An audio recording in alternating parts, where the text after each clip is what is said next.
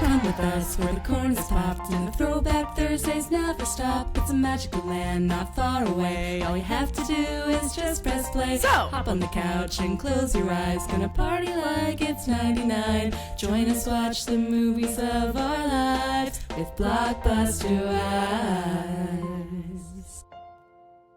Okay, sorry, y'all. This is our first time doing this whole remote setup. I apologize if you're disoriented. We're here with David Campbell Jr. He's joining us from the Netherlands. He is an actor and a recovering attorney, as I like to say, which is how I met him. yay. And he's just up so early to spend time with us, and he chose a banger movie for us all today. That's right. We're really, really excited to have you here, David. Thank you. I am excited to be here. Thank you for having me on the first remote episode. And as the audience can see, it's going fantastically so far. It's doing so well. No speed bumps to speak of. Not at all. No. We're perfect, obviously. And everybody knows it. So yeah. I am. Yes, as you said, I'm up early. I'm in the Netherlands, and I'm ready to talk about Independence Day, which is not celebrated here in the Netherlands, as it turns out. I wish I knew that before I moved here. Regret. Hard regrets, but we'll get through. Yes. But before we get into the movie, we always like to ask people, what was your relationship with Blockbuster Video? Was it somewhere you went all the time or not so much? So I grew up in Reno, Nevada, and we didn't have Blockbuster for a long time. We had we had Hollywood Video, which was sort of our local chain, and then we got a Major Video. I don't know if you guys recall Major Video. No. Major Video, we bring it on home. No, okay. So, Cute. I could see why I didn't catch up. I like the theme song. Like, it sounds similar to the one I wrote for us anyway. they may have needed better theme songwriting. And then like in the late 90s, we started to get Blockbuster. So it seems like maybe around like 98, 99, we got some Blockbusters. So just long enough for it to be around for like a little bit and then go out of business. And so I was very excited because I was aware of Blockbuster. It was such a cultural thing. And it was like in movies and people would talk about it all the time. And then we finally got one. And it did not disappoint. I mostly rented video games there, but also DVDs. They had a used DVD section that I would buy a lot of DVDs. Actually, that's not true. I started out buying VHS tapes from Blockbuster. Hell I had a bunch of yeah. VHS tapes. And then when DVD became a thing, I pawned them all. My father drove me to a pawn shop and he asked me if I needed money for drugs. So I sold You're like, all none of my your business, Pops. Yeah, exactly. Just drive the car. I pawned them all and then I bought a bunch of DVDs from Blockbuster. It was very exciting. Dude, most people don't really recall being able to rent video games, but I distinctly remember doing that. Most people do not. Now people just download them or you only buy them. It's not, my kids don't remember. Like, if you ever try to explain like rentals or like analog TV to children, you sound like you're a million years old. Explaining analog TV to my kids, I was like, okay, so here's the thing. The station picked the show and the time, and you just had to show up there and watch it. And if you missed it, then maybe you got to see it again in the summer, but maybe never again. And they were like, So true. I remember watching Thriller for the first time randomly on Disney Channel, like really late one night, and then never being like able to find it again for years. And I was like, No. what was that? Like, I didn't even know what it was. And I was explaining it to people, and they're like, I don't know what you're talking about. You sound crazy. And I was like, I swear to God. And then, yeah. So anyway. it's insane. It's insane. It is insane that we lived that way. But was it a better time? Possibly. Well, and I've talked about this before on the show, but I was very bookish even with my TV. So me and the TV guide were besties. Yep. So Oh, I would always yeah. like thoroughly study the TV guides and Yes. like always be consulting it and planning. Yeah. Clearly I was meant to be an attorney because I had severe control issues early on. It's so funny He's you say that, though. organized. Well, yeah, it's so funny you say that, though, because I was very similar. We would get the Sunday newspaper. I'd take the TV guide out of it, and I'd like go through the week and see what I wanted to watch. And then we didn't have HBO, so I remember also being like, just in case we get a preview of HBO this week, I'm also going to watch Batman Returns.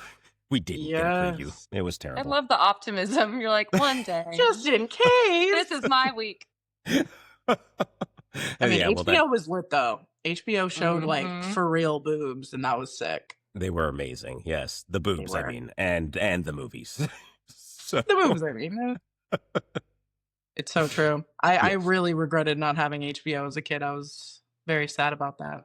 no, the only premium channel we had was Encore, which was like hit movies of the 70s, 80s, and 90s. Yeah, baby. What every kid really wants. Exactly. And here's the crazy thing. It was the 90s, and they had hit movies of the 90s, but not the ones you wanted.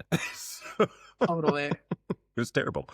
You're like, great. Sounds like the worst channel of all time. But It cool. really was. It's why it's not Mhm. around anymore. So I assume. R.I.P.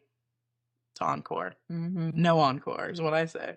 So Yes, you that's you right. exhibited control freak tendencies early on in your life, became a lawyer, but then you Yes. were like, no. Hello, entertainment world. Yes, I sort of truly I sort of burned out of law. Like it was I think it was legit burnout. I went to law school in order to become either an agent or an entertainment lawyer. So I always had that in my mind. And then I Mhm. graduated into the 2009 recession. Lucky you. Yeah. Not a lot of jobs at that time. So I ended up moving back home to Reno and working for a judge there, which put me on the path to becoming a public defender, my favorite law job ever was public defender. But man, made me very sad, and it was a very hard, like, it's a worthy job and a worthy profession. Also just didn't work for my brain. After like 6 years of that, I was just kind of like, I am so sad and so scattered. And so I'd been doing stand-up comedy for about 10 years at that point. No, not even 10 years. It was 8 years at that point. And my mom told me I was handsome, so I went to the one talent agent in town, and I was like, my mom says I'm handsome, and I'm kind of funny. Give me and a she job. Yeah, they're like, you're yeah, signed. exactly. Job, please. And so she signed me up, and then I started booking stuff in Reno, Tahoe, and then she took me to Los Angeles to an acting showcase, and I got signed by an agent and a manager there.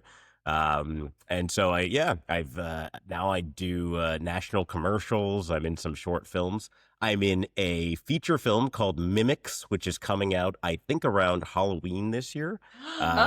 Cool. Directed by Christopher Palaha, who is a Hallmark Channel movie star. Pretty Oh, interesting. oh my goodness. guy. I was gonna say I love that shit, and it She sounds does. so familiar. I'm pretty sure I've seen his work. I'm sure she has. I'm Yes, truly yes. sure. Handsome man, great actor, great director. He acted in, he starred in and directed Mimics, and it was, God, if I thought I couldn't be a lawyer, acting and directing a film at the same time looked like the worst thing ever, but he pulled it off. I play a very creepy character in this movie. Get ready, it's gonna be great. Ooh, well, we'll have to obviously watch. Oh, that's so exciting. And it's not a Obviously. Hallmark movie? It is not a Hallmark movie. No, it was actually Okay. written by one of Chris Palaha's high school buddies. Was like, I'm gonna write a movie. What do you think? And Chris was like, I'll come to Reno and shoot it. And if you happen to be one of the few professional actors in Reno, then you get to be in a feature film. Well, we can't wait. That sounds so exciting. We will have to watch as soon as it Yes. comes out. Well, and Absolutely, David, yes. I always see you at the airport. Every time I fly to the Reno airport, it's like I look over and it's like David's face from Yes, several yes, advertisements, and I'm yes. like, Oh, really? Thank you. Yeah, Guys, my dope. my friends began to call me Reno famous because I was on so many like billboards, and like I was on like a hospital billboard, and I'm on a bank billboard. I play a tiny superhero called Healthy Hank in a commercial that you might see sometimes in Reno. It's very Stop. exciting. hell yeah, Healthy Hank. Healthy Hank. I love Healthy Healthy- Hank. Yes, he is it's part of a campaign to convince you to sanitize and clean as you travel. And the character's catchphrase is, Healthy Hank says, keep it clean.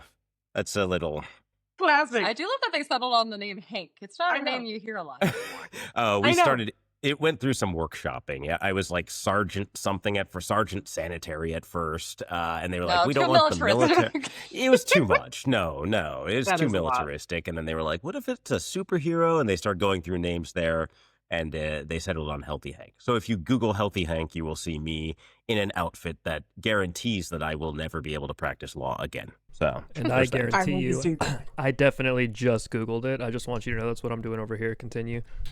Yeah, Healthy Hank. I want to look. Wait, hold on. Can I see it? Oh, God. Did you find it? Well, I'm glad you separated this character from the military-industrial complex. I am glad too. Yes. He's much better as a superhero, quite frankly. Even though that's like the whole thing we're going to be talking about today. That is true. I forgot about that. This is really, it is really a very pro-military movie, isn't it? Shay just saw Healthy Hank and she's stoked. Dude, I love Healthy Hank. I want an action figure. I don't. The face you made did not say stoked. I don't think. If you watch that back, so stoked. What did it look like? It was kind of like. No, it's because there is like a weird like broccoli surrounding, and I'm like, that's not him. And then I clicked, and I'm like, oh, it's you. Yeah, I need your action figure. Hardcore. Yes, yeah. Well, and also Healthy Hank. I believe that the ad agency that did Healthy Hank was pitching to go national with it. So if you're listening, clearly we have fans here. So let's go big with Healthy Hank. Is what I'm saying. Right? This thing can have legs. Yes, scalable. Yeah, absolutely. Yeah, fun for the whole family. Yes, really. Superhero movie. Let's do it. Oh yeah, I'm so down. So would you say that Will Smith was an influence on you wanting to become an actor, or the influence on you wanting to become an actor?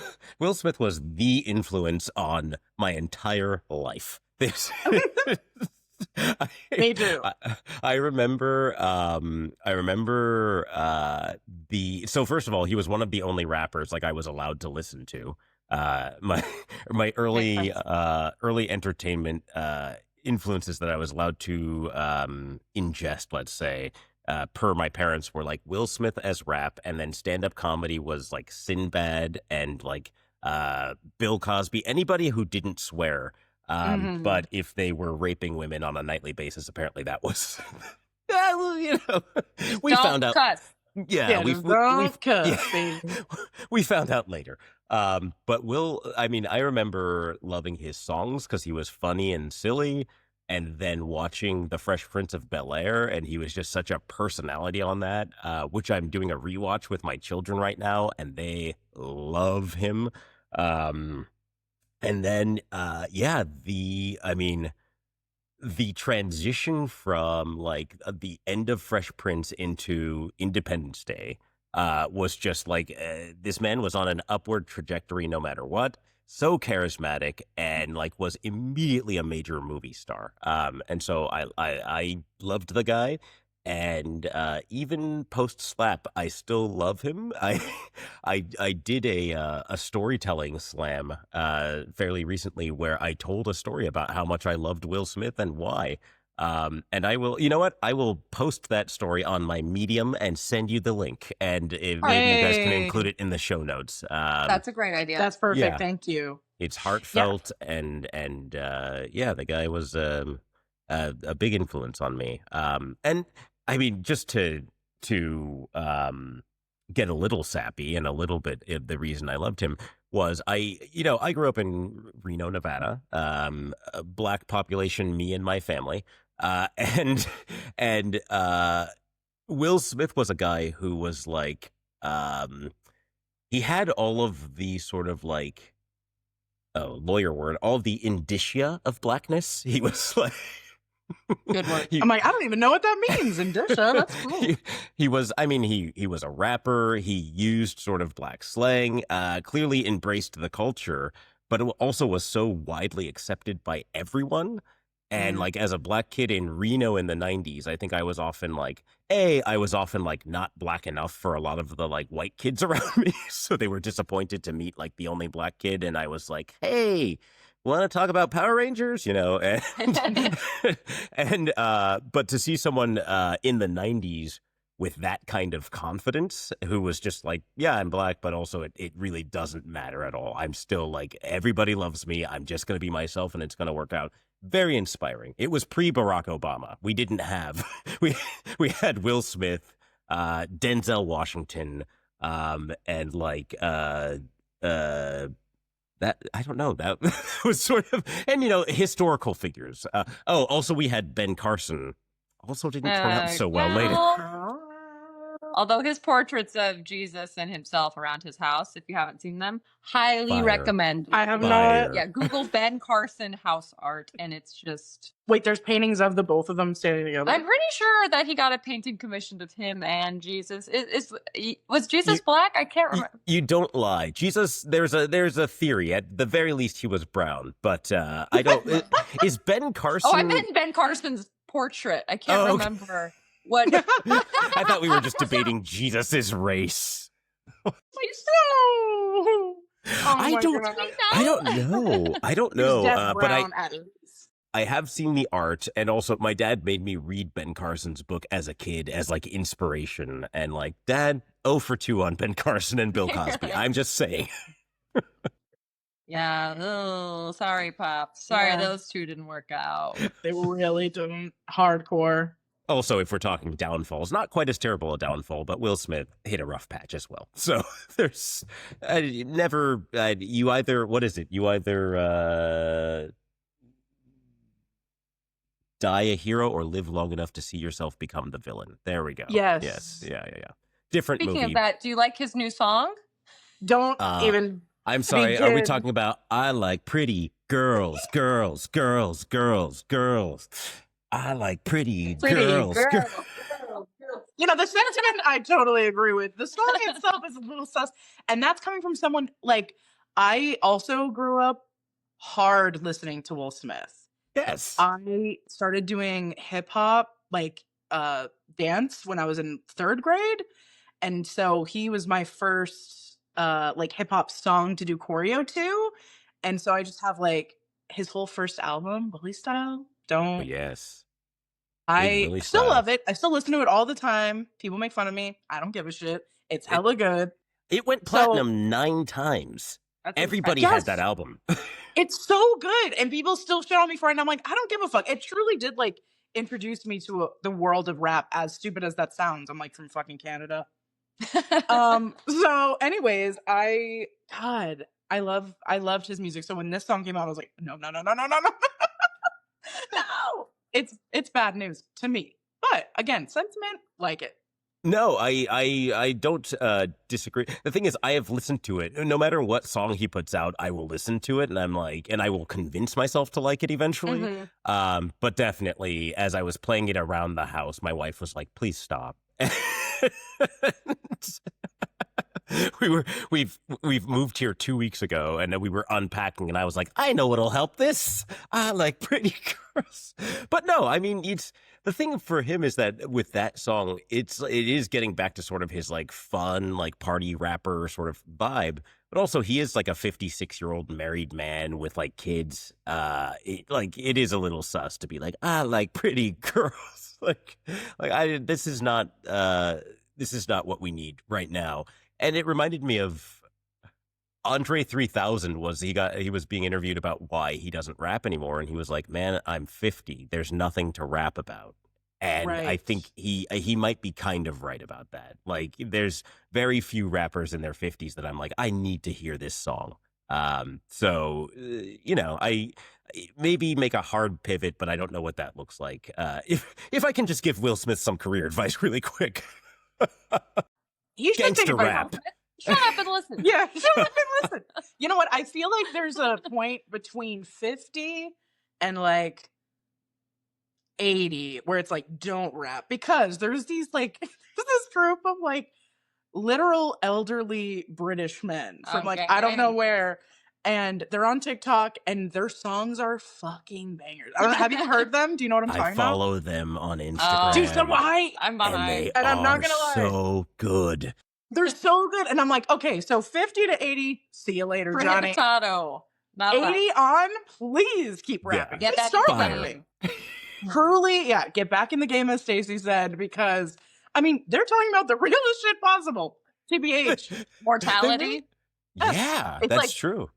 Makes you think about things, you know? That is true, actually. I didn't even think about that. Also, I'm at this delusional point in my life where I'm in my 40s, and I'm just like, am I too old to do this? Like, am I too old to start rapping? Am I too old to skateboard? Like, I'm coming up with all this kid stuff that I'm like, I should be doing this. But I think, yeah, the moment has passed, and that is what Will Smith needs to be rapping about. It's about mortality. And you hit middle age and you realize you're not going to accomplish everything you set out to accomplish, and that the ticking clock is a real thing. It's all very depressing, and this is why you don't make songs about it. I concur. Well, on that note, I think we should turn back time and do some corporate bullshit. Oh, great segue, my wife. I would love to do corporate bullshit. It's my turn today, so. Yeah. All right, and Yeah. I'm still here. I'm sorry, my dog is whining, but I'm still right here. I'll be back. Are you kidding? Learning. Exactly. Okay, we'll do the room for corporate bullshit. Let's go. Corporate bullshit. Some bullshit.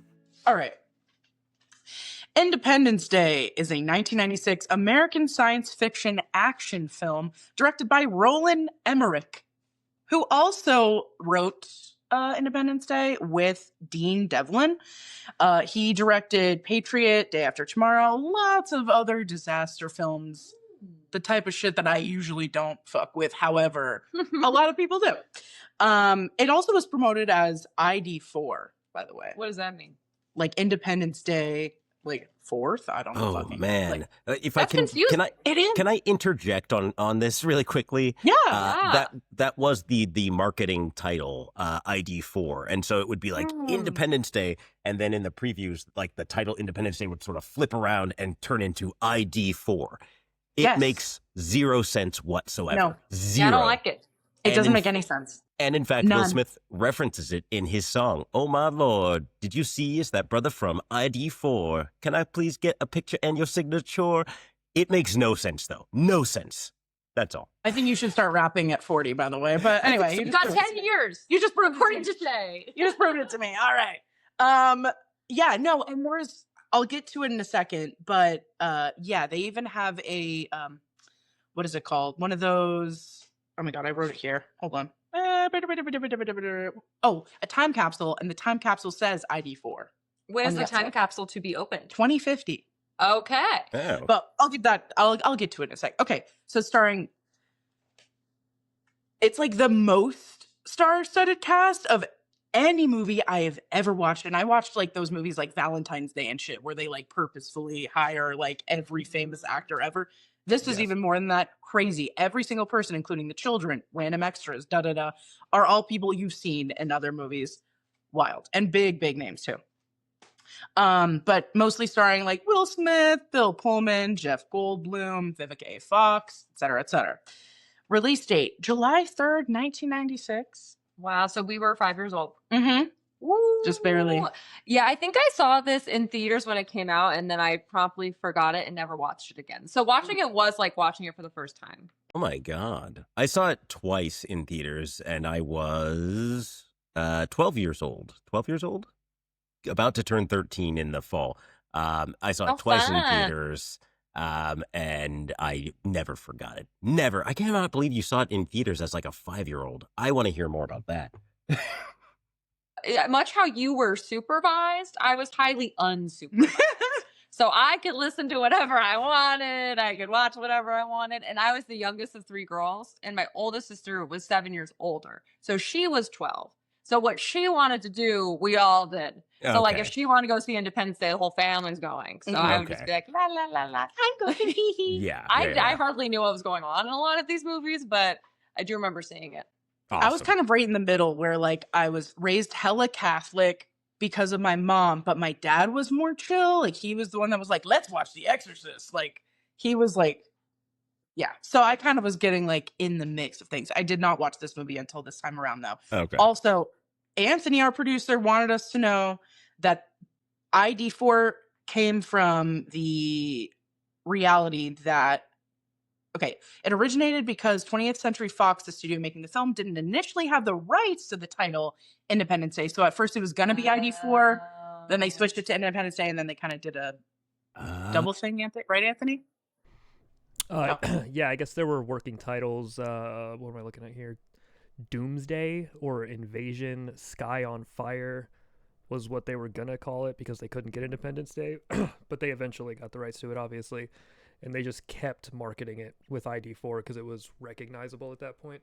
Okay, but who owns Independence? I know.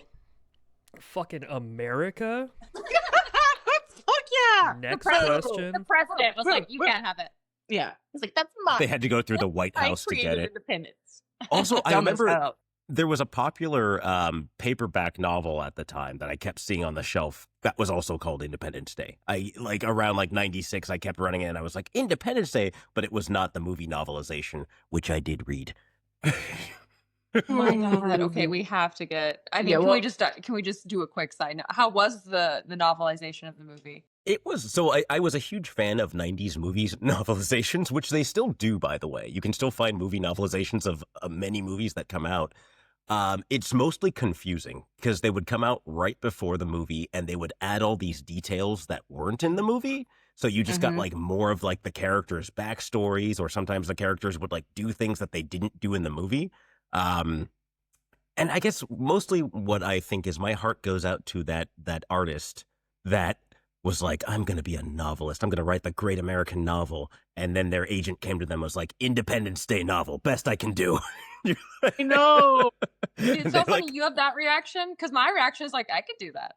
I might not be able to write a novel, but I think I could write a novelization. You could write a novel for sure. That's a good point. That's my skill level. I think she could write a novel, and it'd be amazing. Thank you.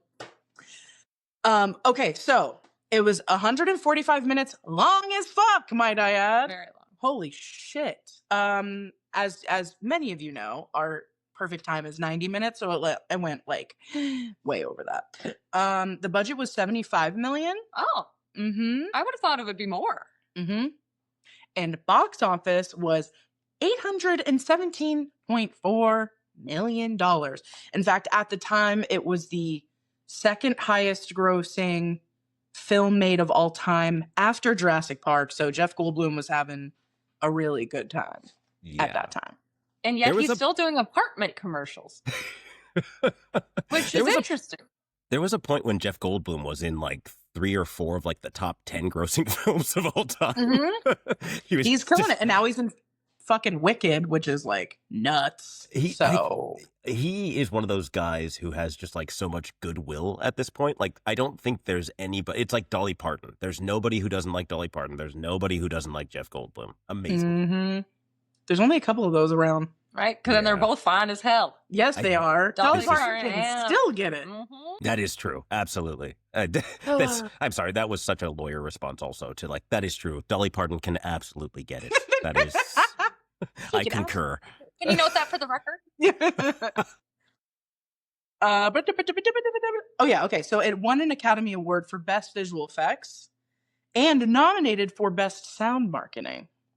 Sound marketing? No, Best Sound. Sorry. Okay. And then I wrote marketing. Sorry. My notes are all fucked up. Anyways. Yeah, I was like, there's so many jobs to have. No, as I said, I was like, I'm wrong, as I'm saying it. Okay. I was like, those 90s Oscar categories were horrible. I'm like, next slide. Best sound marketing. Okay.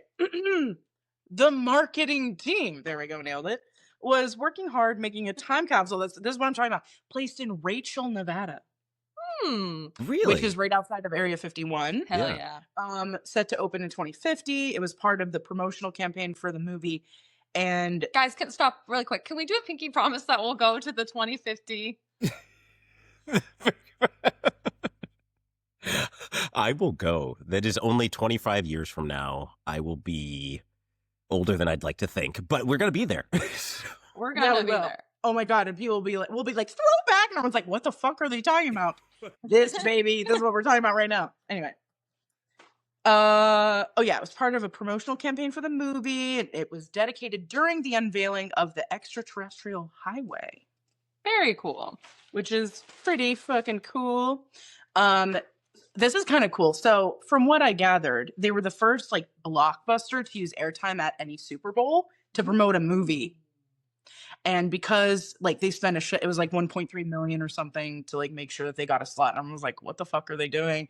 And when they saw how successful the movie was, then everyone else started doing that. Pretty cool. The Rotten Tomatoes score critics was 68%. Ooh, a little low. A little low. Yeah. I was expecting more. And the audience was 75, which is it makes more sense. That's also David disagrees. I feel if that does No. make sense. I do feel like the movie, because I'm looking at it retrospectively, and it seems like in my mind at this point it's like 100%. Who doesn't love this movie? But yeah, at the time that sounds about right. Like I watched it with my kids and I was like, not a great film, but but like it is a great film, but also not a great film, you know? Like it has all the things and it gives you the feels and all that stuff, but then at the same time, like some of the like lines or some of the things that happen, like a dog leaping into a tunnel as the tunnel explodes, but the fire doesn't come into the tunnel. That stuff you're like, what? Why did this happen? Yeah, they never closed the door. And it's too damn long. And they're fine. Yeah, it's so long. It's too damn long. It's It so is fucking very long. long. My son made that comment. He was like, "How long is this movie?" Yeah, well, an hour. I was like, so we're gonna wrap up, and then I like clicked up on the timer, and I was like, The wait, same No. thing. No, they've The destroyed same exact thing. the aliens have destroyed like the planet by an hour in, but nothing else has happened. I know. I Totally. was like, so everyone dies, and then I was wrong. No, literally, like the first 40 minutes was like, wait, are aliens coming? Aliens are coming. And like Yeah. everyone's just kind of like saying that, and they're showing different like scenes of aliens coming. And you're just like, we don't need an hour of this. Yeah, You could cut this out in 10 minutes. Just They show really- different parts of the world being like, wait, what? Like, absolutely, absolutely. it was like a full fucking hour. Nutso. Bechdel test, it passed. Wow, I'm kind of What? surprised. I know. What scene? I don't know. I just saw it passed all 3 tests. The scene that I would think would be Vivica Fox talking to the Yeah. first lady Mhm. after she sort of Oh. rescues her and recognizes her, but doesn't tell her she recognizes her. That's Mhm. because that is also the only scene I can remember in which 2 women talk to each other without a man being there, and I don't know whether they reference a man. I hope not. So, They do, but it's not the only subject. okay, Right. okay. They talk about her work as a dancer, Mhm. and then she's like, "Oh, is that your kid's dad?" And she's like, "I hope he'll be." And the dancers talking to each other too. They Oh, weren't yeah, talking that's about true. a man and They're that. talking about the Oh, aliens. Mhm. yeah, Are the yeah. aliens male? We don't know. Yeah, we don't. We're gonna say no. They're non-binary. Yeah, they're fluid. Um, But And I here's have the thing: they are also making war, so they are probably men. period. I You know will say, what? unless it's a matriarchy, that would be kind of amazing. It's just a matriarchy coming to destroy. I'm on the alien side if they're all women, quite frankly. I do think in the sequel, it's like a queen mother. Mm, Yeah, that's right. I haven't seen the sequel. I haven't Don't, either, but I did read a don't. little snippet. Do not. Yeah, I heard it's bad. Yeah, I just read the snippet and I was like, well, not gonna watch that. Yeah. Doesn't sound like my cup of tea anyway, but like after seeing all the reviews, I was like, okay, that's a fuck no on all counts. Yeah. Good call.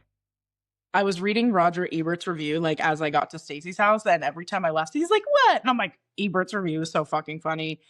He obviously sucks, but like it was really funny. Okay, so he gave it 2.5 stars. I have so Mm. many quotes here, Stacey. Look, it's like half the Wow. page. Okay, so his first thing that he says is, "Do they come in peace? Don't make me laugh." Like he's just so bitchy, like from the fucking beginning. The next thing is, he says the only question he had was, why are the aliens using hours and minutes? Does their home planet have exactly the same length of day and year as ours? How very nice. Okay, but again, in the column of we have this theory that Ebert doesn't watch the whole movie because Jeff Goldblum does say they come from a planet that is extremely similar to ours, the same air, the same temperature. So I'm like, yeah, actually, Ebert, it probably does have a similar. time Yeah, span. Raj, what are you doing? Not paying Raj. attention. Yeah, I don't think he doesn't pay attention. He really doesn't. He like thinks Just about riffs. He does riff completely. I think he did watch at least most of the movie, but like in snippets. You know what I mean? Wasn't he the first film critic to win a Pulitzer for film criticism? So I believe so. I think after that he was kind of feeling himself, and he was just like, Honed in. I'm gonna wing it. I watched 20 minutes of this movie. That is our like ongoing theory, and he constantly proves it all the time by saying like these crazy, wild statements. I'm like, actually, that was just proven like 40 minutes in, Yeah. and you didn't get to it. Obviously, you know, it's like a huge plot of the fucking movie, dipshit. Anyway, Yeah. Shay has big feelings about. I have such beef with fucking Ebert. Yeah, it's dude. about like Roger I call Ebert. him out. I call him out on being dead like all the time. It's I was gonna say, it's God rest his soul. I'm like, no. I'm just like, God, Shay's I'm like, no. Anyway, okay. He said the special effects aren't outstanding. He said he was kind of scared of the giant saucers. Little bitch. He is often scared of things. He is. He's often scared. He's scared of the Grinch. That was I d- surprising. I did read his autobiography, and he did call his dad Daddy until the day he died. And so he does have that little boy inside of him still. Daddy, Daddy. Daddy saved me from the Grinch. He's so scary. I'm like, no. And he hated the lack of reaction people had. People had a hella reaction. They're running around their cities. What Yeah. the fuck are you talking about? Anyway, The reaction was incredible. he said oh wait, no, I'm going to skip. That'll be at the end. Okay. Aliens did not figure out. Oh, okay. Yeah. He said the aliens did not figure out the ultimate plot, so they must have rode in on bicycles. Don't know what that means. What? I think he's just calling them simpletons, but I'm like, what's wrong with people who ride bicycles? You're an asshole. Anyway. So I live in the Netherlands where everybody rides Right. bicycles, and it's kind of awesome. And I feel like we could take over the planet here if we wanted to with our bicycles. I'm just saying that. And you deserve it. You deserve it with your bicycles. He pisses me off. Anyway, this part made me laugh. The look of the aliens is a serious disappointment. He literally said that. No. And could we not think of anything more creative than octopus men? And he's like, exclamation, question mark, exclamation point, question mark. And I'm just like, you're so fucking stupid. I don't find them so much to be octopus men, and also the fact that it's like a biological armor that like splits open and is all creepy. They were more like insects than octopuses. Yeah. I know. I didn't agree with what he said at all. Obviously, I almost never do. Yeah, I'm not sure what he was expecting. I thought they looked pretty cool. I thought so too. They were really. At 5 years old, I would. So here's the thing about the aliens. They scared me at 12. So at 5, they would have been like- one of those. Like, whoa. Stacy's like, I've seen worse. She didn't give a fuck. Big whoop. You're a fucking big whoop. And then he ended it on saying he kind of liked the movie because he likes any movie with the line, "It's the end of the world as we know it." Which, by the way, not a line. It's Not a a song line at in the the movie. very fucking beginning. Yes, the song No at the one said it. beginning and used heavily in the marketing. And that's the end of corporate bullshit. Yay. Mhm. We learned so much. Thank you. I tried very hard. And I didn't take too many notes. I have like about a page of them just because it was my first time watching, so I was like really locked in. But I know my wife has many. I have too many notes. So I'd rather hear from David first. Like, Yes. as a Thank you. huge fan of this movie, because we're kind of like essentially new to this watching, Mhm. were you surprised by anything, or did like things hit you differently now that you're older? I think I was sort of surprised by the fact that that Will Smith is not the star of the movie. Yeah. He's actually not in like that much of the film, but he gets like some of the. I don't know if he gets some of the best lines. Well, he does get some of the best lines, and he also ultimately he and Jeff Goldblum sort of become the heroes of the movie. But it really is like an ensemble cast. It seems like probably when he was cast in the film, it was probably like, okay, we can get this guy, and he's good. And then it seems like he took that opportunity and was like, I am going to shine like the sun in this thing. So, for instance, as my son has told me repeatedly, when he's dragging the alien through the desert in the parachute, and then Iconic scene. So funny. he turns around and goes, what the hell is that smell? And then kicks the alien. My son was like, he actually ad-libbed that line. That was not in the script, and he came up with what's that smell. And so just such like a charismatic person. Also, I enjoy the complicated family dynamics of the president's life, which at the time was novel. Not novel for a president to have complicated family dynamics anymore, I guess. Billy but Clinton. Yeah, Yeah. really. That is While true, this actually. film was happening. Oh, also, speaking of Billy Clinton, he had a private screening of this movie before it came out, I have to say, before we continue. I forgot to mention that. I could see that because they blew up the Mhm. White House. But you know what? That's right. I forgot about the fact that what was going on in the White House at the time that this film came out. A lot of things were blowing up in the White House. Hey! Heyo. Cheers. That was hilarious. Good job. Well done. So, and so that was kind of cool to like. I remember at the time thinking like, wait, the president's divorced? Presidents don't get divorced. What is this? Or whatever it was that he had like this ex. And also, I was a little creeped out. It's cute, but I was also a little creeped out when the president is like, I'm laying next to a beautiful brunette right now, about his daughter. Me too. I hated that. I was like, Ugh. no. Like, you're being fucking weird. That's your daughter, Yeah. loser. Yeah, but also very presidential now, I will say. So that's Mm-hmm. skeeving on your Presidents daughter. wanting to fuck their daughters. Yeah. Yeah, perhaps it was too prescient. So, but no, I mean, it's exactly what you said. The film is too long, but also I still enjoy every moment of it because it's so etched in my memory. And I think also that the special effects hold up, like the ships entering the atmosphere.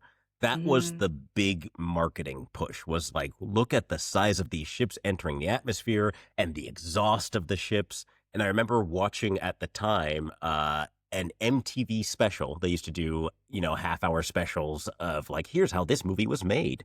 Mm-hmm. And it was like, they did something where like they put something in water and then like had the water sort of like slowly like sort of dissipate that substance that they had put in the water, and then they mapped that onto the ships entering the atmosphere, and that was like how they made that special effect.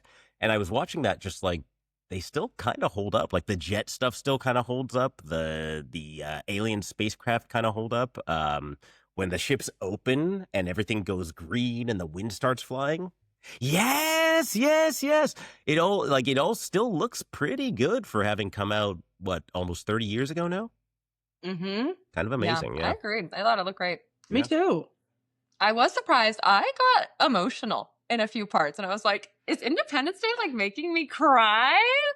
And it was 3 distinct parts. One is when Vivica Fox is running with her kid and the cars are just slipping up. And I was like, Yeah. And it made me think about just like, not to go there, but how scary it is to be bombed and like how Americans don't have any concept of that because our last war on our soil was the Civil War. So like having that kind of destruction rained on American cities, it's like, I don't know if it stuck with the American audience, but to be like, wow, that's terrifying. And I'd like to hope it gave people an appreciation for how terrifying being bombed is, but it probably didn't. I hope it did. The only time I ever had that reaction, and it wasn't in Independence Day, because for me it was so fictional when I was a kid. But you make an excellent point. The only time I felt that was there was a Call of Duty game where America was attacked. And at one point I'm playing and you're running through suburbs. You're running through like suburban American houses, like hiding behind stuff. And I was like, oh, this is pretty scary. Wow. Yeah, and it's just like as Americans, it's only in our movies, right? It's unthinkable. So it's like, yeah. But yeah, just her terror and trying to get her kid and her dog. I was like, oh, that would be so terrifying. Whenever you put a kid and a dog in danger too, like right? that. I'm like, that no. in '96, that didn't strike me very much. But whenever a kid or a dog is in danger now, I'm like, I understand why they do this. It's like you can't help but feel it. And her acting is so good. She nails it. She was so good at this. Especially given it was probably like just like a green screen. But she's such a bad bitch. I know. Can I also just interject about Vivica really quick? The introduction scene of Vivica where it's not an introduction, but where she's dancing, and that very short clip of her dancing in the club. 12-year-old me, when it came out on video, watched that scene 50,000 times. Like, it was like 2 seconds of the least sexual stripping ever, and I was like, I I'm in. know. You're locked in. I was the same way with Beverly Hills Ninja. There's a part where he like breaks into a strip club, and then there's a girl with like these. Well, actually, I don't know. But I watched that scene, and everyone's like, "Hey, how come the DVD is like stuck?" And I'm like, "I don't know. That's So super weird. weird." Anyway, So weird. Anyway, that was my okay. first experience at the strip club too. Okay, emotional moments of Independence Day. Yeah, so Vivica Fox running. Yeah. The other one was, of course, when they kill off the first lady, only to bring her back to have her internally bleed and die. I know. Minutes later, I was like, you've got to be kidding me. And then there's a heart-wrenching scene where the kid goes, is mommy going to sleep now? And he's like, yes, she is. She's just sleeping. I was like, no. It's so sad. It is so fucking sad. What the Yeah, fuck? why And how do Vivica, that? I mean, I thought it was really funny how Vivica's character was like, I didn't want to mention it because I voted for the other guy. I'm like, hell yeah, bitch. Anyway. But R.I.P. to the first lady. Wow. Yeah, that's She was just an emotional pawn. that was Yeah. yikes. And That then is the true. third and final moment, and Shay knows this, Mhm. I'm a sucker for self-sacrifice. Mhm. So when they're all getting ready to go and they're like, we're not going to make it. And then Randy Quaid does it, which Yeah. ultimately didn't matter, right? Like he could have not died and it would have been successful still. Yeah, it seemed like that everyone else figured out how to destroy the motherships without the person dying, but he was the first one to do it. So Okay, see, and maybe I misunderstood. So I thought that when Will Smith and Jeff Goldblum like nuke the mothership, that then all the other ships automatically went down. Is that not what happened? No, my belief okay. is that that nuking the mothership meant that the shields for... No, actually, you might be right. I think the whole mothership being destroyed like caused all the other ships to just fall out of the sky. What caused the shields to go down? Because that was the big thing, was like, they have shields. The virus. Right, the virus Oh, made the shields go down. yeah. But No, them you- literally like blowing to smithereens the mothership, I thought that resulted in the other ones falling out of the sky. I think you're right. I don't think Which, that if he that's had to true, do that. does render Randy Quaid's sacrifice Not necessary. Wow. Which, They pulled a fast one on us. That was... Because I also got I feels could be on wrong. that part, You might too. be right. Maybe it would just disable the shields. I don't know. And if I can, the moment that I thought that you were also going to say about getting the feels was the best movie presidential speech ever. It didn't hit me at all. I'll be honest. Really? Wait, which one? Because he gave two, didn't he? I felt nothing. I was like, wrap it up, get in the ship, come on. That fucking girl. I'm going to. It's a very it's right before they head out to do like the final battle, and he Wait, when gives he's this. like- Yeah, he stands up. Oh, He has the megaphone, which I think George W. Bush sort of stole that move from him post 9/11, whatever. But it's, we will not go quietly into the night. We will not perish. And then he ends it with, today is our Independence Day. And all the troops are like, yeah!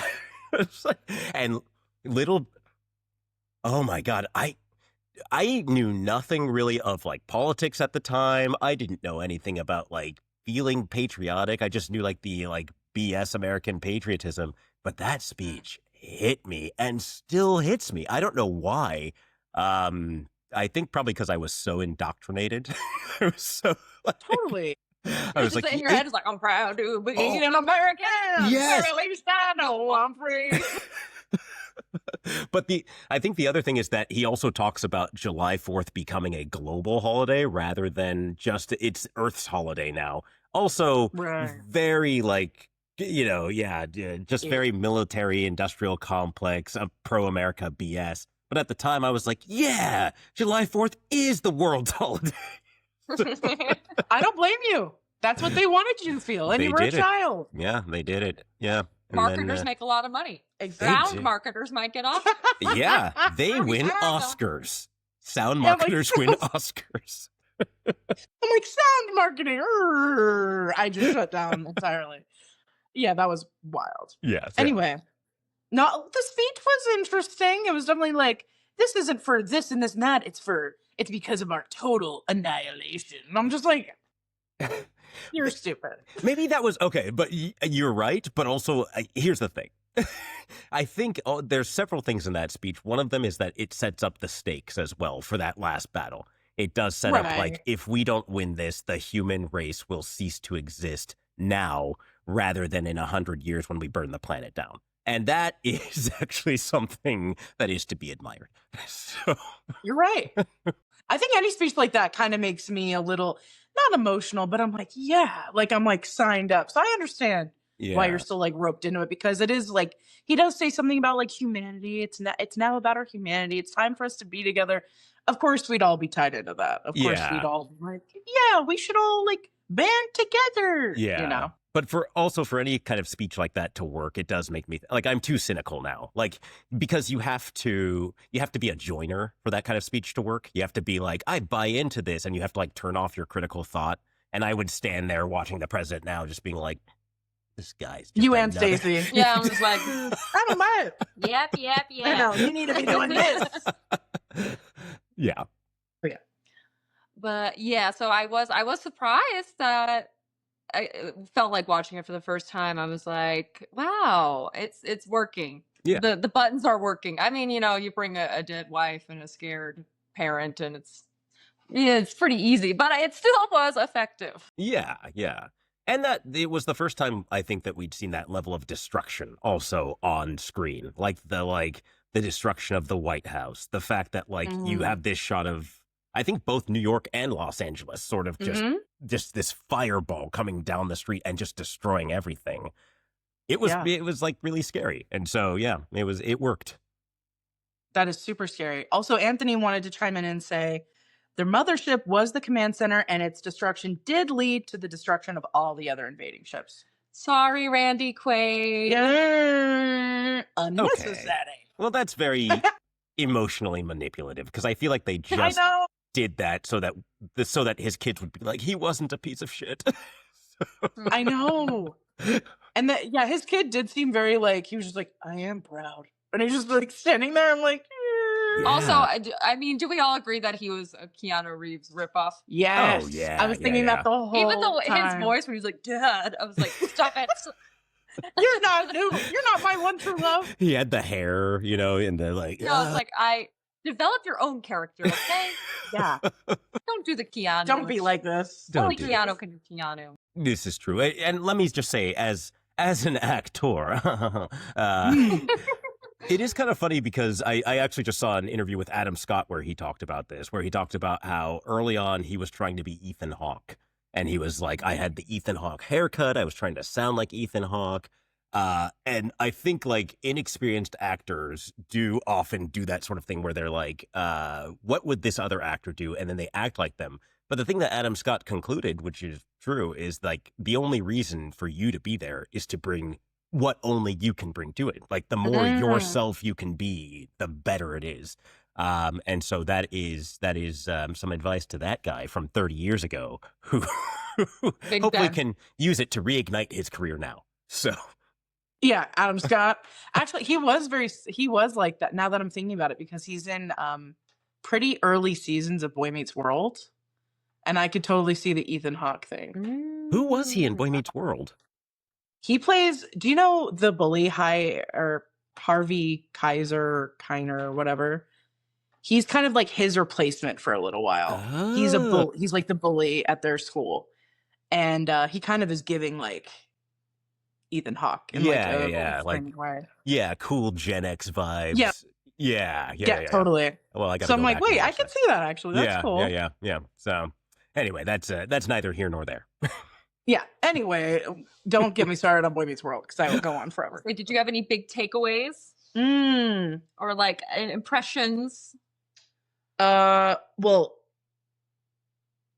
yeah, I mean, Will Smith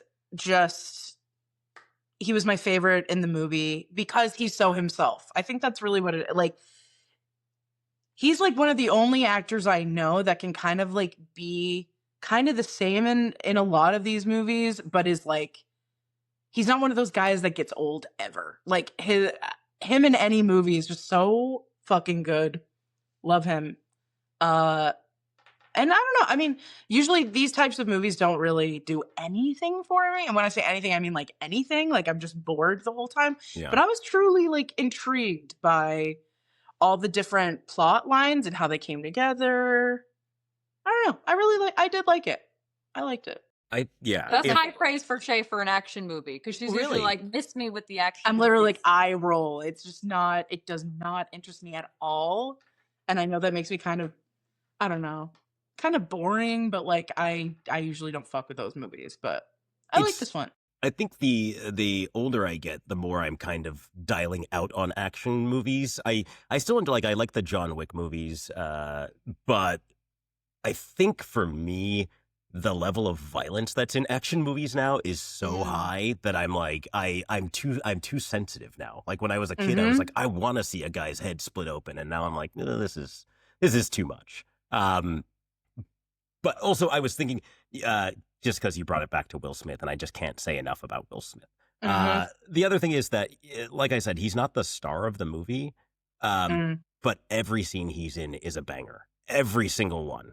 Like like Harry Connick Jr., like faux proposing to him. So hilarious. Also, Harry Connick Jr., such a talent. I love that guy. I don't know. I loved his character. Yeah. I was like, I even wrote my note. What did I say? I was like, I'm kind of obsessed with Southern weirdo Jimmy. And then I wrote, no! I know, Jimmy, no! Because he is not on there for a long time. No. He is not. That made me so sad. And I brought a cigar today for this purpose. Wow. So yes, yeah. I agree with you on Will Smith in that he can play himself sort of over and over and just slightly adjust what he's doing. And you're just like, yeah, I'd watch this guy do anything. So. Yeah, he made himself the star of the movie, even though he didn't show up until 21 minutes in. I checked. I was like, you're so cool. Yeah. And you're just the best and everything. He really does make if he wasn't in the movie, I wouldn't like it, period. I would not have liked it. They wrote 2 versions of the sequel, one that had his character in it and one that didn't. And he didn't sign on, so they made the one that had his son and his character is dead. And it didn't work. And I don't know if the sequel would have worked had he been in it, but I can guarantee a lot more people would have seen it. So. Oh, yeah. Well, I'm glad I'm not going to watch the sequel. Because that sounds like a nightmare to me, especially without Will Smith in it. No, not doing it. Not signing up for that. Oh, I also asked a question in my notes. What would you guys show to the aliens to let them know? Like, let's just say they were more chill and they were like willing to listen to us tell them like, no, we come in peace. We're cool. What would you guys show them to prove like we're cool and you don't need to like worry about us? I have a thought that is probably your thought. Mr. Rogers. Boom. So good. I actually wrote something different, but I love that. Oh, okay. Mr. Rogers is great. Shay, I'm stalling because I need another moment to think about this. Shay, what I'll do mine. I said I would let them listen to the Bee Gees. Oh, this is like... Okay. And I'm not even a fan of this very much, but I think for some reason it works. The first thing that came to mind was I would show them Pee-wee's Playhouse. Good. I don't know. Good. Kind of weird, kind of like peaceful in a strange way. Yeah, like we're peaceful, but also definitely weird. And then I might let them listen to Enya. You know, Sail Away. Was it Sail Away? Bro. Good. Dude, do you know what Enya does these days? She lives in a fucking castle with all her cats by herself. She's a bad bitch. I'm like, hell yeah, Enya. You did it right, for real. So she's never toured. Oh, like, man. She just lives in a fucking castle doing her thing. That's and the dream. That is the dream. I love her. She's so cool. David, she was my music for studying for the bar. Mm-hmm. I listened to like exclusively Enya for 3 months. It did take me a while after taking the bar to like be okay with listening to her. But it's been long enough that now I can happily listen to Enya again. That makes sense. Whatever you're doing while you're like in law school or studying for the bar, it does become part of your trauma for a while. It does become like, I can't revisit this because it's part of one of the most stressful parts of my life. But it does always come back. And it gets so, because your brain is in this mode where you're soaking up so much stuff, it really gets in there too. Whatever you're dealing with gets in there. What was your like study music or show? So during law school and the bar exam, I would study, and then I would take a break and I would watch I would watch probably 5 to 10 minutes, ideally, of How I Met Your Mother. I would watch like scenes from How I Met Your Mother because I so loved that show, and it was so sort of a it was a plot heavy show, which really like worked for my brain at the time. Like they had callbacks to jokes from season 1 in season 4. And so and the story like continued from like, it was a continuous story all like through all 9 seasons. And so I would just go to these moments of How I Met Your Mother and I would just watch, and they would make me laugh.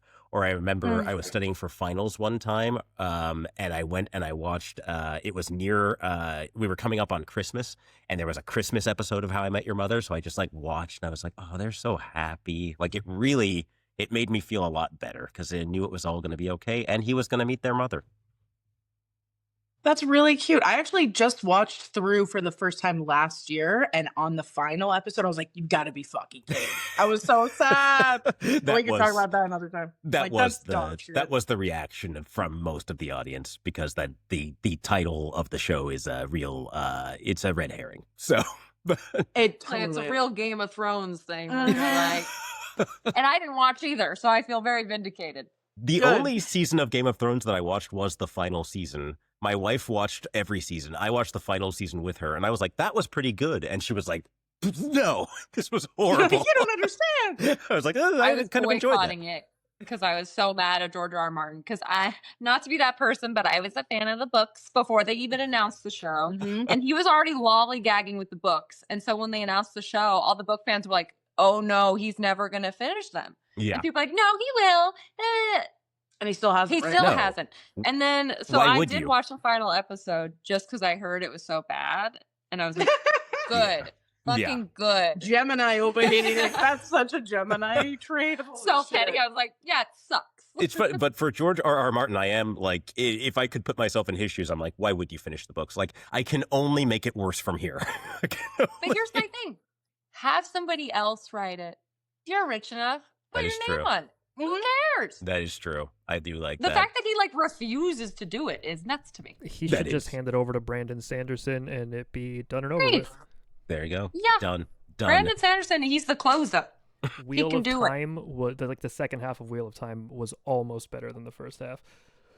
But I digress. Yeah, he could do it. He could do it. That's my thing. It's like, if you wanted to finish it, you could. Like, there are so many options. Yeah, that is true. He's just at this point not. And also it does build like, I don't know if he's doing it on purpose, but it does build mystery of like will he ever finish them, you know? It's like how Harper Lee wrote one book and then you were like, will she ever write another book? And the answer was no. So that's wild. Yeah. Well, except then they posthumously released her other one, Go Set a Watchman, which I actually have in my to be read pile. Yeah, Go Set a Watchman. I've got it as well. I actually ordered it from a special bookseller that was like from her hometown that like stamped it with this thing, and then I read it and I was not pleased. Oh no! But we are lawyers who named their kid Atticus were crying. Yes. So many Atticuses out there now. So many Atticuses. I need to read Atticai? There's so many Atticai in this world. I love it. Ooh, that sounds like a good movie line too. I actually haven't read like any of my notes. I know, but we are like an hour in, so I don't know if we want to do trivia. I think we should, because I think we basically. Yeah. But really quick, I do need to mention the fact that the science guy, can't remember his name, like the guy at Area 51. Dude, it's Data. It's Data from Star Trek. But he also was in Master of Disguise. Oh my God, you're right. Devlin Bowman. He's like the guy that was like, ha. Wait, I'm sorry. Are you talking about the Dana Carvey film, Master of Disguise? And let me tell you something. It is one of our most popular episodes. It's from before we filmed. Everyone loves it. Everyone brings it up to us because it's just so ridiculous for good reason. You should definitely listen to it. I don't think I've listened to that one. I'm going back and listening. Yes. Okay. It's incredible. It's so fun. But okay. So trivia time? Yeah, I'm also making sure I don't have any other key notes that I'm neglecting. Yeah, the Master of Disguise one was my most important note, I have to say. I don't have I don't have any keynotes. I also did find it weird though that Jeff Goldblum's character is like a genius scientist who like works at a cable company now. And I'm Right. not certain that they ever quite explained why that was. Because he's too quirky for this world, David. Yeah. He's just different. Yeah. He was like, I was Different. happy and I was doing something important. I was hell yeah. Okay, I do have 2 quick notes that Okay. I don't even need to elaborate. What if the shoot the Coke can bullet ricocheted and killed the president? Dude, genuinely. And then my other note is, can you imagine Pete Hegseth being the Secretary of Defense in this movie? And I'll just leave it at that. Needs no explanation, obviously. Awesome. Great notes. Okay. So I thought it might be fun. I wrote the trivia questions. If we did it like kind of a contest between you two. You're gonna get it, Of obviously. whoever Okay. gets it first. So here's the thing: I did not rewatch to prepare for this. I was winging it based on my. Oh my god! Both of your faces were like ah. Like, how dare you? I last watched this film 3 months ago with my son, and so I was like, "That's fresh enough, right? It was the Totally. 27th watch. It's gonna be fine." Yeah. Well, and I did make them a little hard because I know you've seen it so many times. Okay. Oh god, here we go. Okay. Okay. So yeah, just as soon as you know it. Do we raise our hand? Okay, we shall. Or you could raise your hand, I guess, and then I'll call on you. That'll be better for microphone purposes. Okay. Question number 1. Where is SETI, the search for extraterrestrial intelligent life, located? Shay. Area 51. No. Oh. That is incorrect. David. New Mexico. That is correct. God. Okay, and one fun fact, because I was wondering if this was like legit military propaganda funded by the government. So I looked it up, and apparently the military was on board at first, but then when they saw that they were going to blow up Area 51, that was like they're like no. So they like pulled a bunch of support. I thought that was interesting. That was their line. Ridic. Okay, question number 2. Sorry. Sorry. Also, search for extraterrestrial intelligence, SETI. I have been obsessed with SETI for a long, long time, and in college, I actually had a screensaver. Kids, Google what that is. That would actually, when the screensaver came on, it would commandeer your computer and make it part of the SETI network. So then you were another signal looking for extraterrestrial life. I never found it. Holy. I'm also mildly obsessed with SETI, and I do want to see this array in New Mexico, which Yeah. I can't believe I haven't done because my sister lives in Albuquerque. It wouldn't be that hard, but it's on Please. my list. Yes. Go. Mhm. Okay. Number 2. How this is a deep cut. How was the dog trying to impress Will Smith at the beginning of the film? Shay. He brought his shoe to the bed. That is correct. Yes! Oh, yes, me! The one thing I got right. Did you know that one, David? Or were you like I do like now. Like once it was said, I'm like I think I could have found that in here. But the main impression from that first scene for me was how powerful Will Smith's pee stream was when he goes to the bathroom. So just a good stream. You know, you can tell he's going to be the hero. And the fact that he was telling the dog, he's like, because Vivica A. Fox is like, he's trying to impress you. And he's like, get a job. And I thought that was really fun. Anyway. Also, speaking of that, one of a hilarious line from The Other Guys, one of my favorite movie. I don't know if you're a fan, but one of the insults Mark Wahlberg tells Will Ferrell is, the sound of your pee hitting the urinal sounds feminine. Yeah. Which is just such a funny insult. Which is another one we've done. Very Okay. good. Okay. Okay, I think you're both going to get this very quickly, so it's a matter of time. How does Vivica survive the LA blast? Sure. She runs into a maintenance closet and then calls the dog in. Nailed Yes. Does she kick the door in? She does. Yeah. It's That's- padlocked. And Yeah, kind of That's- badass. Like she kicks in well, this she's so maintenance strong closet. from being a dancer. That And is she's a true. mom, so She's got she's like, the leg strength. Mm-hmm. Okay, this is also an easy one. Still, the fire should have gone in the tunnel, though. If I can just reiterate, why would the fire just pass by the tunnel that has all this oxygen in it, waiting to be sucked up? Cool shot, and the dog jumps and misses the fire, but still should have gotten them all. I know, he should have shut the door. If he had a job, he'd know that. No. Exactly. And also, to your point, there would be no oxygen, so even if you managed to escape the flames, there would be no. It would be anger. that is true. Yes, yeah. Mhm. God, we sound like All Roger right, Ebert this is now. an easy one. Number 4. How does Will Smith celebrate big missions? She is so fast. Her hand is so fast. For the first time, I know any answers. Cigars. Watch there be a delay, and like the audience would be like, he keeps raising his hand first. And she's He was first. Isn't it? gaslighting. She's like, my wife. Okay. What is the very last line of the movie?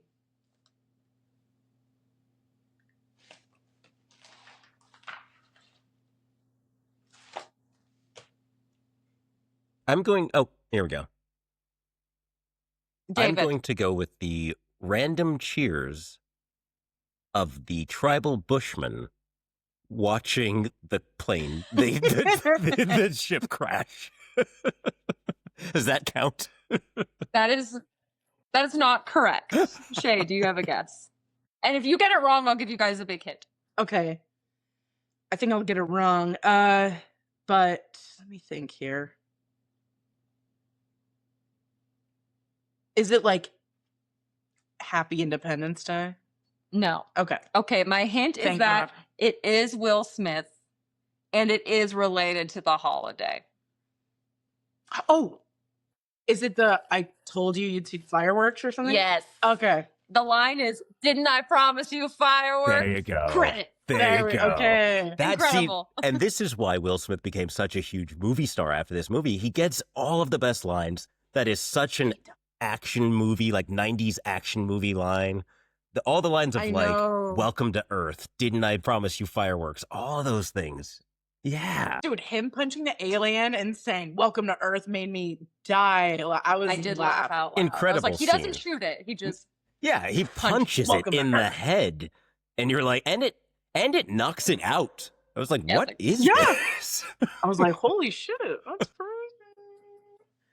Yeah. Do you want to find us a personality test Oh, yes. to give to David? Yes. Okay. Oh Let God, me do I'm it. scared. Let me see. These are always really fun. We do try to normally find BuzzFeed ones because they're reliable. Oh yeah. But I love the BuzzFeed The ones. user-generated ones also tend to be hilarious, but sometimes they're scams, so you Oh. take a risk. Okay. Alright, let We're me- doing one on scuffedentertainment.com. Let me shut my dog out again. Okay. Okay. Oh, wait, All no, right. there's 30.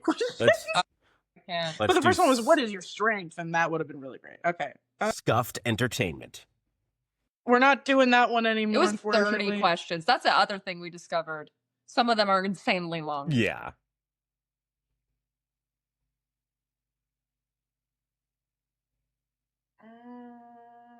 These are all like, let me see.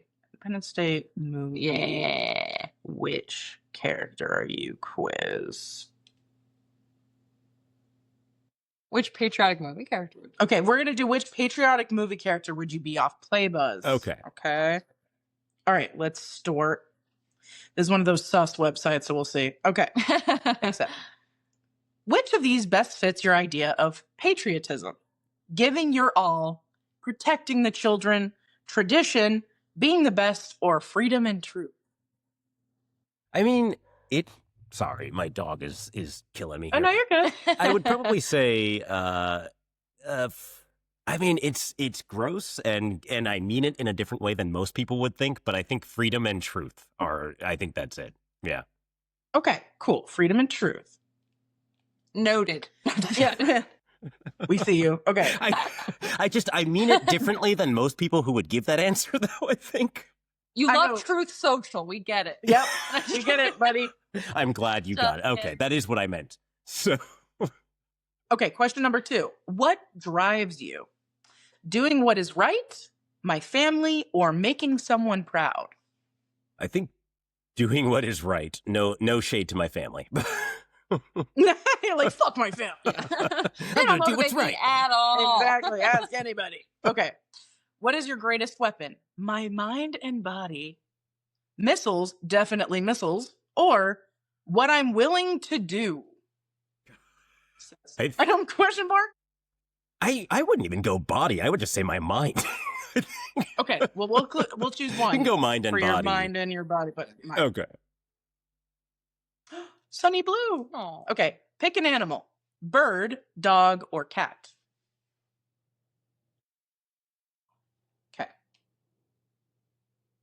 Okay. What is your favorite genre of music? There's only 3 options.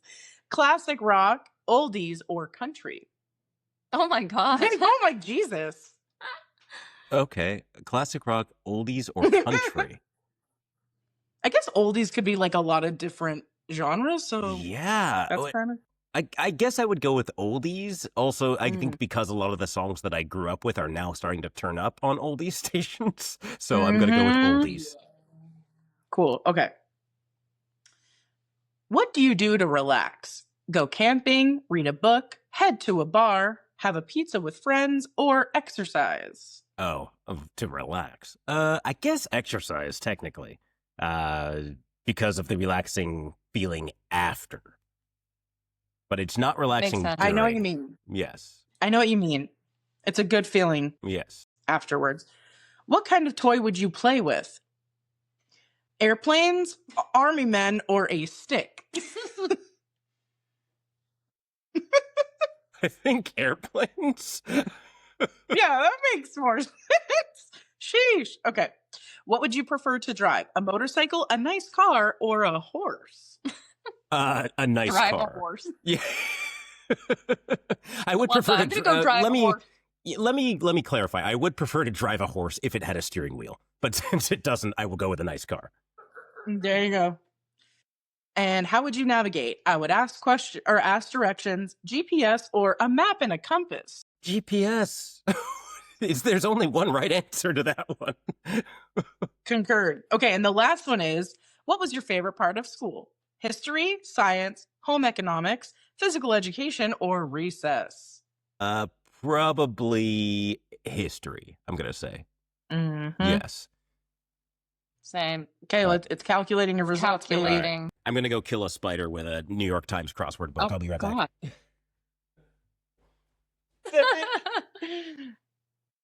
Okay. The results are I in. don't even know about it. I do. Maverick. You are Maverick from Top Gun. Oh, Top Gun. Duh. Okay, yeah. Well, I guess I'll take You're it. Maverick. Not the one I would have wanted. But At least you get to play erotic volleyball. Exactly. Homoerotic volleyball specifically. So, I'll That's take my it. favorite kind of volleyball. It is the only volleyball scene I remember from any film ever, and it is a banger. It's an honest living. Exactly. Playing volleyball, taking names. Yeah, they clearly oiled themselves up for that game too. That's dedication. So, and you know what? I like it. I like being Maverick. Thank you. There you go. You like the personality quiz? I don't always like all my answers or my results, so I'm glad that you like yours. Yes. Yeah. Well, you've spent so much time with us. Thank you so much. Thank you, David. Is there anything you'd like to plug or promote other than your feature film? Yes. Hell So this fall, feature film Mimics coming up. Also, I am Healthy Hank, as you've heard. I will shortly be doing a stand-up comedy in Utrecht, Netherlands, as well as Amsterdam, Netherlands. So if you're in the area, please come out and see me. Come drop in. Yeah. Thank you so much, David. You're the coolest. We Thank can't you. wait to plug you on all of our different socials, and we hope to talk to you so soon. Oh, also one more thing. Yes. I will upload the Will Smith essay, and yeah, if you can throw that in the show notes, you can all see why I love Will Smith so much. That's all. Thank you. We love that. I love it too. I can't wait to read it. All right, And I thank don't you for really having me. read. All right, thanks. Thanks, Thank you. David. Thank Enjoy you. the Netherlands. Bye. Bye. Enjoy Yeah. it. See you later.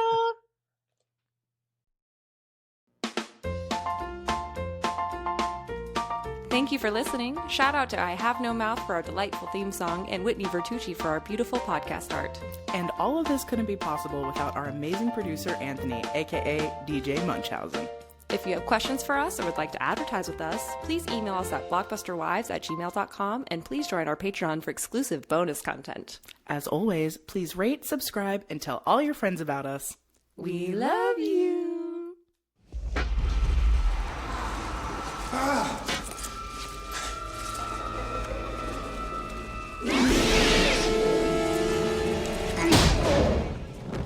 Welcome to Earth.